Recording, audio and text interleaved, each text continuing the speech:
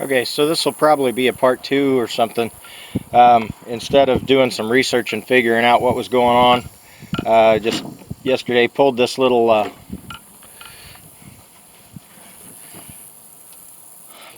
clip here and took the washer off, and then got some pliers on that to pull it and see what was going on underneath. And it freed itself up. So evidently the parts that when it runs come out and catch, one of them had gotten stuck on it, and so we're going to put it all back together and see what we can do with it.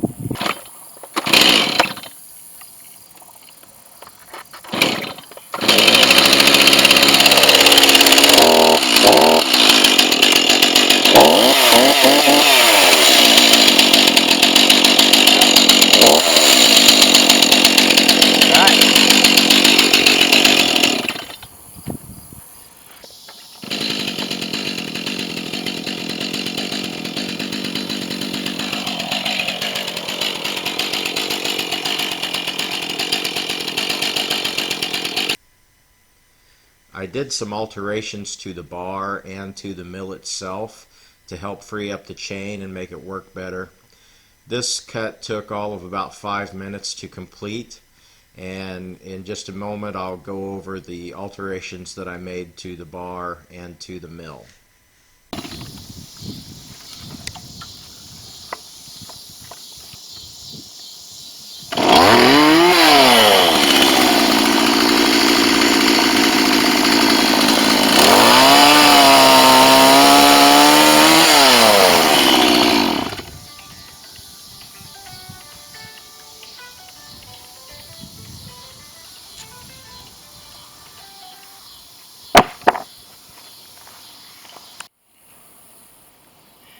Alright, just going to show you this one. This is not cedar like the others. I believe this is probably elm. Came out of a deadfall, and I just wanted to try it out and see. Had to take my small saw and get the sides of it so that I could fit it through. This takes a lot longer to get through, although it still works pretty well with a good chain on it. So anyway, I'll show you some alterations that I made to the chainsaw mill to help it out. We'll do that here in just a few minutes. Alright, well, there is today's work. Some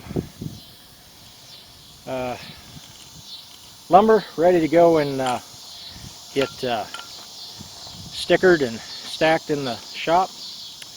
I ran into a big void here in this one with a bunch of ants. You can see them crawling there. I'm going to leave that as one piece and let it sit out here until the ants get out of it. And who knows, maybe it'll either turn into something or it'll rot. I wanted to show one thing over here before I call it a day, and I don't know if you can see it in there. Let's see if I can get my camera angle in there. But I put a nut right there around through the hole, and on the hex nut, the hex bolt on either side. It's just long enough that it bottoms out so there's no bolt sticking out, and I just screwed that in there in the hole, and that takes the pressure off of this sprocket, which I was having trouble with earlier. Now I did have to, because these bolts, you'd either have to get longer bolts here, which I didn't do, or what I did is I put a nut in here that's the same size. They have a welded nut down here, and so what I did is I put another nut right in there, ran a different bolt the same size all the way through to make sure they lined up good, and then I tack welded this in there, which this one is broken, but the tack weld's holding it from spinning. On the other side I did the same thing, and because all this does is it pulls tension this way, so you can't just flip the bar over or flip this thing over because you lose the pad, but you'll also be pulling on the weld here. So I just went inside and did that. Alright, well, as you can see, I'm covered in sawdust, or man glitter if you prefer. Anyway, I'm finishing this up for the day. Going to stack all that stuff, put everything away, and brush off, make sure I get all these bugs and ants off of me, and go take a shower. You all have a great day, and come on back and see what we're going to piddle around with next.